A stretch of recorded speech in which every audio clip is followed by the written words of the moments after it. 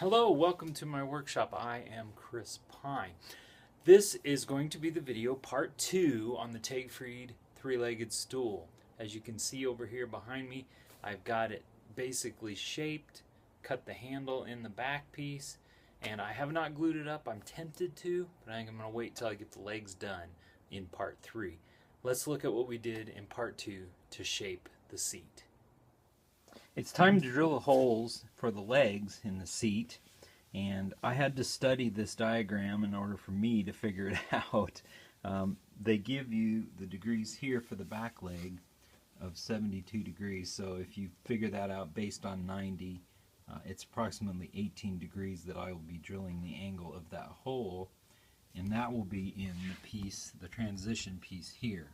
I have set up my drill press with the tilting table here at that angle, and we can start by drilling that back piece first.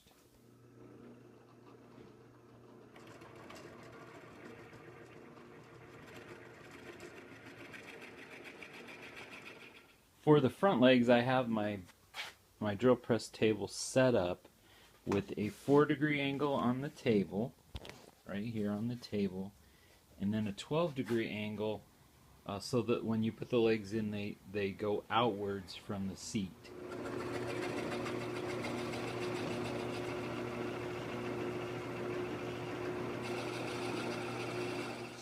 It is now time to start shaping the seat, and I've drawn some lines here, as you may be able to see.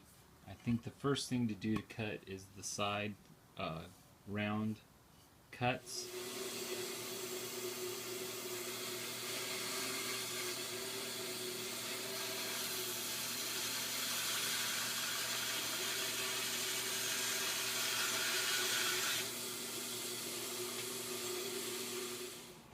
Okay, now that I've made those cuts, I've put the wedges, taped them back in place so that I can make the sweeping cut here in the seat to shape the curve of the seat.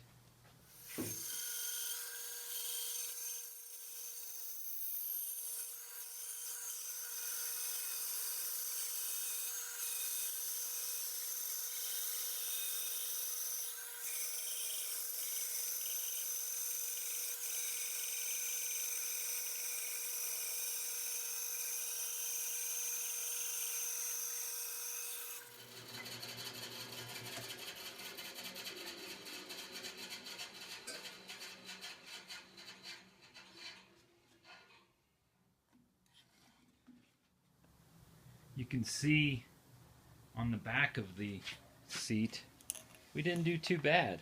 That's a pretty good cut, all things considered.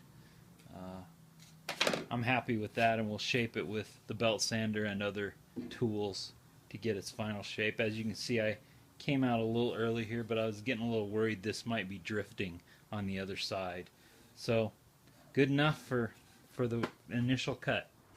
As you can see, I've got the seat shaped some. I'm still going to have some more sanding to do, but I've got it basically where I want it, and as you can see there, and I need to shape the next piece, the transition piece. I need to trim this down at an angle, leaving this intact because this will go into the back piece, the dovetails here. So I need to cut from there down, tapering down to this surface.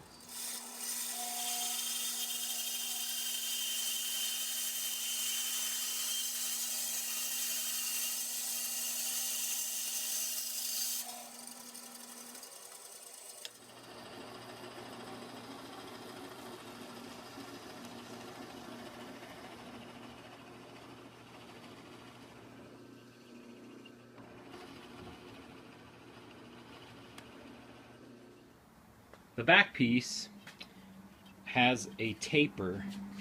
This will be the back piece. As it sits on the stool, it tapers up at the top here. So what we need to do is cut this back piece to a taper. And I've marked it there on the bands.